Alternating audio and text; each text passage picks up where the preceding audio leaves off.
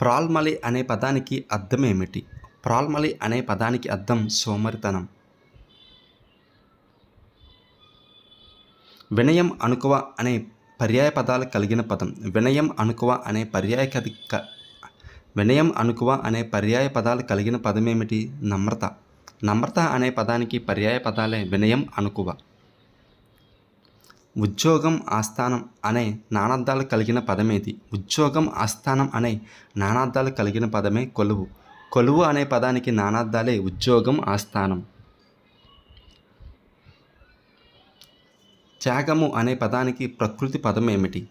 త్యాగము అనే పదానికి ప్రకృతి పదం త్యాగము.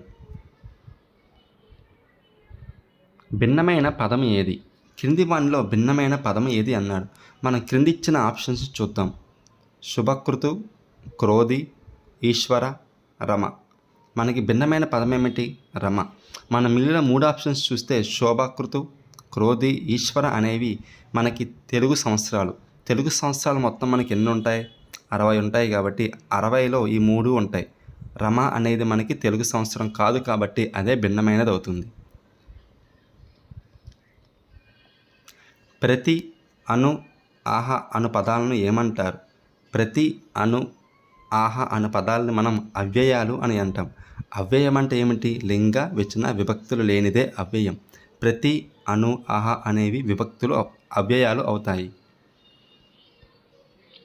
వాక్యంలో పదాల మధ్య సంబంధాన్ని ఏర్పరిచే వాటిని ఏమంటారు? వాక్యంలో పదాల మధ్య సంబంధాలను ఏర్పరిచే వాటిని మనం విభక్తి ప్రత్యయాలు అని అంటాం. క్రియ అంటే ఏంటి? క్రియలు మనకి పనిని గురించి తెలుపుతాయి. విశేషణాలు ఏం తెలుపుతాయి? మనకి గుణాల గురించి తెలుపుతాయి. అవ్యయం అంటే ఇప్పుడే చెప్పుకున్నాక లింగ, వచన, విభక్తులు లేనిదే అవ్యయం. ద్వంద్వ సమాసం కాని పదమే. ద్వంద్వ సమాసం కానిదేది? క్రింది వానిలో ద్వంద్వ సమాసం కానిదేది? ఫస్ట్ ఆప్షన్ కలిమి లేములు అనేది ద్వంద్వ సమాసమే. ప్రేమ అభిమానాలు కూడా ద్వంద్వ సమాసమే. దాన ధర్మాలు కూడా ద్వంద్వ సమాసమే. Third option దేశభక్తులు. దేశభక్తి అనే పదానికి విగ్రహవాక్యం ఏమిటి? దేశం నందు భక్తులు. కాబట్టి ఇది మనకి ఏమవుతుంది? సప్తమి తత్పురుష సమాసం అవుతుంది. కాబట్టి క్రింది వానిలో ద్వంద్వ సమాస కాని పదం దేశభక్తులు. దేశభక్తుల యొక్క విగ్రహవాక్యం దేశమునందు భక్తులు. కాబట్టి ఇది మనకి ఏమవుతుంది? సప్తమి తత్పురుష సమాసం అవుతుంది. జ్ఞ, ఇన, అన నామాలను ఏమంటారు? అనునాసికాలు అని అంటారు. వచ్చిరప్పుడు పదాన్ని విడదీస్తే ఏమవుతుంది? వచ్చిరి ప్లస్ అప్పుడు. వచ్చిరి ప్లస్ అప్పుడు ఏ సంధి అవుతుంది? ఇది రి. రి అంటే మనకు వచ్చిన రి అనే పదం చివర వచ్చిన అచ్చు ఏమిటి? ఈ. కాబట్టి ఇత్వ సంధి అవుతుంది. మంత్రకూటమును ప్రస్తుతం ఏమంటారు? మంత్రకూటమును ప్రస్తుతం ఏమంటున్నారు? మందని అంటున్నారంట. అమ్మవారికి వస్త్రాలను, వడి బియ్యాన్ని సమర్పించే తంతుని ఏమంటారు? అమ్మవారికి వస్త్రాలను, వడి బియ్యాన్ని సమర్పించే తంతుని ఏమంటారు? ఊరడి అంటారంట. ఒగ్గు కథల్లో జానపద కీర్తిని జగమంతా చాటేదెవరు? ఒగ్గు కథల్లో జానపద కీర్తిని జగమంతా చాటేదెవరు? మిద్దే రాములు.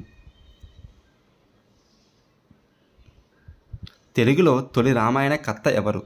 తెలుగులో తొలి రామాయణ కర్త గోన బుద్ధారెడ్డి. ఆయన రాసిన రామాయణమే రంగనాథ రామాయణం. పొట్లపల్లి రామారావు రచించిన జైలు అనే గ్రంథం. పొట్లపల్లి రామారావు రచించిన జైలు అనే గ్రంథం కథల సంపుటి. రాయబాగిన్ అనే బిరుదు ఎవరికున్నది? రాయబాగిన్ అనే బిరుదు ఎవరికున్నది?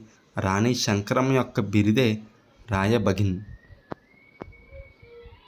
పరిశీలనలు, ముఖాముఖి, శోధనా సూచికలు, వ్యక్తి అధ్యయనం వంటి మూల్యాంకన అంశాలను ఇలా అంటారు. వాటిని ఏమంటారు? ప్రవర్తన అధ్యయన పద్ధతులు అంటారు. పరిశీలనలు, ముఖాముఖి, శోధనా సూచికలు, వ్యక్తి అధ్యయనం అని ఏం చేస్తే ఒక వ్యక్తి యొక్క ప్రవర్తనను మూల్యాంకనం చేస్తాయి. కాబట్టి వీటిని మనం ఏమంటారు? ప్రవర్తన అధ్యయనాలు అని అంటారు.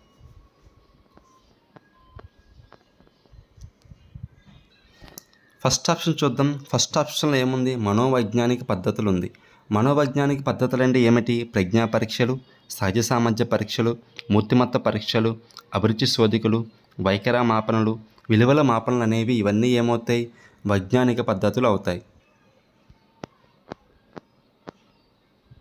వ్యాకరణ అంశాల బోధనలో వ్యాకరణ పద్ధతి, ఆధునిక పద్ధతి, ఉదాహరణ పద్ధతి అని వ్యవహరింపబడు బోధనా పద్ధతి.